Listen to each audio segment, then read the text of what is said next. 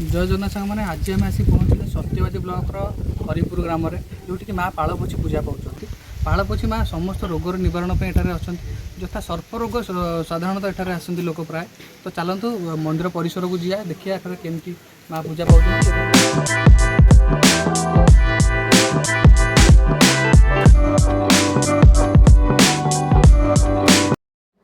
माँ सर्प कामुड़ा भल करने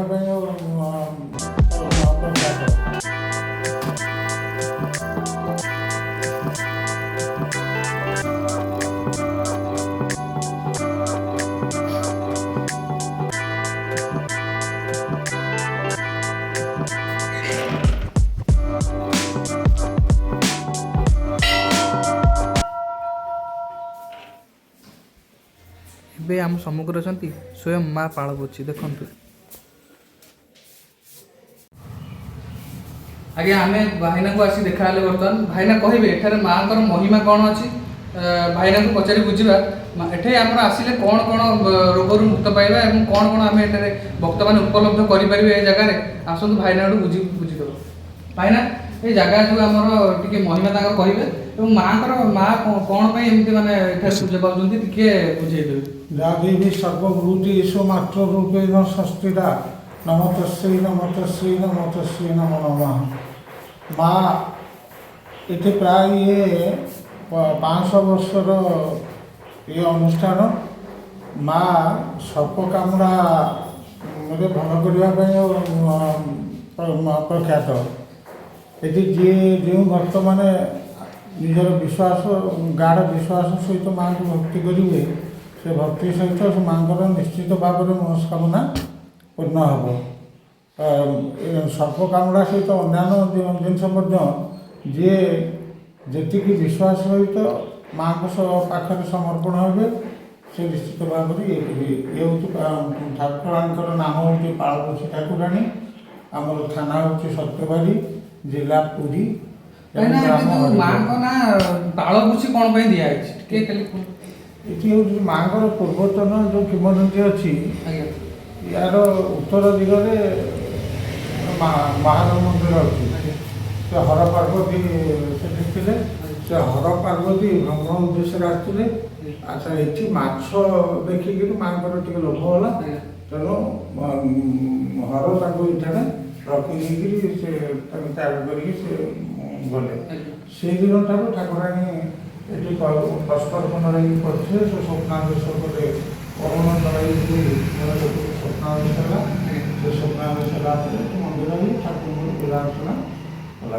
ମାନେ ଏଠାରେ ମାନେ ଆମର କେଉଁ କେଉଁ ମାନେ ପୂଜାଟି ଏଇଟା ପ୍ରସିଦ୍ଧ ମାନେ କେଉଁ କେଉଁ ଦିନ ଅଧିକା ଲୋକ ଆସିକି ଏଠାରେ ଗହଳି ହୁଅନ୍ତି? ତ ଏଠାରେ ପ୍ରାୟ ସବୁଦିନ ଗହଳି ରୁହେ। ଆଜ୍ଞା ବେଶୀ ଜିନିଷଟା ହେଉଛି ଶୁକ୍ରବାର, ବୁଧବାର, ରବିବାର ଏଇଟା ଆମିଷ ହୁଏ। ତେଣୁ ଏ ସମୟ ତାପରେ ବ୍ୟତୀତ କୌଣସି ଦିନଟି ଗୋଟେ ଦିନ ବେଶୀ ଭକ୍ତମାନଙ୍କର ନାହିଁ, ସବୁବେଳେ ପ୍ରବଳ ହୁଏ। ଏଠି ହେଉଛି କାର୍ତ୍ତିକ ମାସରେ ନବଦିନାତ୍ମକ ଯଜ୍ଞ ଏଠି ଗୋଟେ ହୁଏ। ମାଘ ମାସରେ ନାମ ସଂକୀର୍ତ୍ତନ ଅଷ୍ଟପହରି ହୁଏ। ତାପରେ ଶାରଦୀୟ ପୂଜା ଯେଉଁ ଠାକୁରାଣୀଙ୍କର ଅଛି ସେ ଶାରଦୀୟ ପୂଜା ହୁଏ।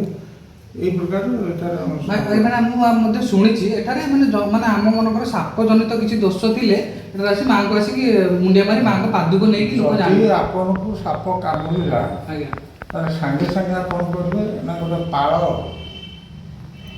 ସେ ସ୍ଥାନରେ ଯେଉଁ ସ୍ଥାନରେ ପାଳ ଦେଇଦେବେ, ପାଳ ଛିମ ନାଁ କହିକି ହାତ ତାକୁ ପୋଛିଦେବେ ଏବଂ ସେଠି ଗୋଟେ ପାଳ ବାନ୍ଧିଦେବେ। ବାନ୍ଧି ଦେଇକି ଏ ଜାଗାକୁ ଆସିଲେ ଅନେକ ଲୋକ ଭକ୍ତ ମଧ୍ୟ ଏଠାରେ ଭଲ ହୋଇଛନ୍ତି ବୋଲି ଧାରଣା ଅଛି। ମୁଁ ତ ଦେଖିଛି ଯେ ମୁଁ ବି ଏଇ ଏରିଆର ପିଲା, ତ ମୁଁ ଜାଣିଛି ଯେ ବହୁତ ଲୋକ ଆସନ୍ତି ଗହଳି ହୁଏ। ଏବଂ ଆଉ କ'ଣ ମାଙ୍କର ଅଛି ମାନେ ମାନେ କ'ଣ ହେଇପାରନ୍ତା ଲୋକ ଟିକେ ଏଠି ଜାଣିପାରନ୍ତି ଲୋକ ଯେ ଅଧିକ ଲୋକ ଆସନ୍ତେ? ଲୋକ ତ ବହୁତ ଲୋକ ଏଠୁ ବହୁତ ଏରିଆର ପ୍ରସିଦ୍ଧ ଠାକୁରାଣୀ ଇଏ। ଏଠି ଗୋଟିଏ ଅସୁବିଧାଟା ବେଶୀ ଜିନିଷଟା ହେଉଛି ଯେଉଁ ଆମର ଭକ୍ତ ଆସୁଛନ୍ତି ସବୁ ଯୁବ ଭକ୍ତ ସବୁ ସେ ଟିକେ ନିଶାଦ୍ରବ୍ୟ ଇଏ କରୁଛନ୍ତି। ତେଣୁ ଏ ମିଡ଼ିଆ ମାଧ୍ୟମରେ ମୁଁ ଅନୁରୋଧ ସେମାନଙ୍କୁ କରୁଛି ଯେ ଏସବୁ ମଦ୍ୟପ ଲୋକମାନେ ଏ ଭିତରକୁ ଆଲାଉ ଯେମିତି ଆସିବେ ନାହିଁ। ତମେ ଆସ କିଛି ନାହିଁ, ଠାକୁରଙ୍କ ଜାଗାରେ ଯେମିତି ଭକ୍ତି ଯେଉଁ ପ୍ରକାର ଇଏ କରିବ ନିଶ୍ୱାସ ତ୍ୟାଗ କରିକି ଠାକୁରଙ୍କ ସମର୍ପଣ ଭାବ ଇଏ କରିକି ଖୁସିରେ ତୁମେ ଯାଅ, ଏଇସବୁ ଅନୁରୋଧ। ମାନେ ଆମେ ଏଠି ଆସିଲା ବେଳେ ଦେଖିଲୁ ଗୋଟେ ମାଆଙ୍କର ଗୋଟେ ବୋର୍ଡ ଲେଖା ହେଇନି ଯେ ଏଠି ମାନେ ମନ୍ଦିରଟା ଆମର ଏଠି ବୋର୍ଡ ଲେଖା ହେଇଥିଲା ସବୁ, ବୋର୍ଡ ଆଜ୍ଞା। ବୋର୍ଡ ଏପଟ ସାଇଡରେ ସବୁ ଲେଖା ହେଇକରି ସେ ଆମର ଆଜ୍ଞା। ଥାନା ଅଧିକାରୀ ସେ ଇଏ କରୁଥିଲେ, ଆଜ୍ଞା। ଏସବୁ ଜିନିଷ ଲେଖା ହେଇଥିଲା ସବୁ ରାସ୍ତା କାମ ପାଇଁ ସେଗୁଡ଼ା ସବୁ ଉଠି ଯାଇଛି। ଆଉ ଗୋଟେ ଭଲ ବୋର୍ଡଟେ ଗୋଟେ ତୋରଣ ଟାଇପର କରିକି ସେ ତୋରଣଟା ହବ, ଏଇ ଯୋଉ ଜିନିଷଟା ନାହିଁ କି ଆଜ୍ଞା। ରଡ୍ ବାହାରିକି ଅଛି, ଆଜ୍ଞା। ଏଇଟା ଟିକେ ତୋରଣ ଇଏ ହବ। ଆଉ ଟିକେ ଇଏ ସେପଟ ସାଇଡରେ ସବୁ ଘର ତିଆରି ହେଉଛି, ଲୋକ ବସି ପ୍ଲାଷ୍ଟିକ ସେ ଯେଉଁ ପ୍ରକାର କଷ୍ଟ, ସେ ନିକଟ ସେ ଗୋଟେ ଜଙ୍ଗଲ ଭିତରେ ସେ ଖାଲି ପାଦୁକ ପାଣି ଇଏ କରି ସେ ଭଲ ତା ମାଆଙ୍କ ମହିମା ଅଛି ଯେ ଭଲ ହେଇଥିଲା ଆଜ୍ଞା।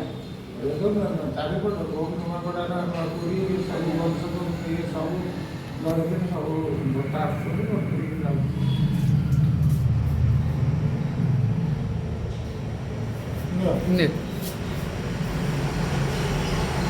ଯଦି ଭିଡ଼ିଓଟି ଭଲ ଲାଗିଥାଏ ଲାଇକ୍ କମେଣ୍ଟ ଏବଂ ଆପଣଙ୍କ ସାଙ୍ଗମାନଙ୍କୁ ନିଶ୍ଚିତ ସେୟାର କରିବେ।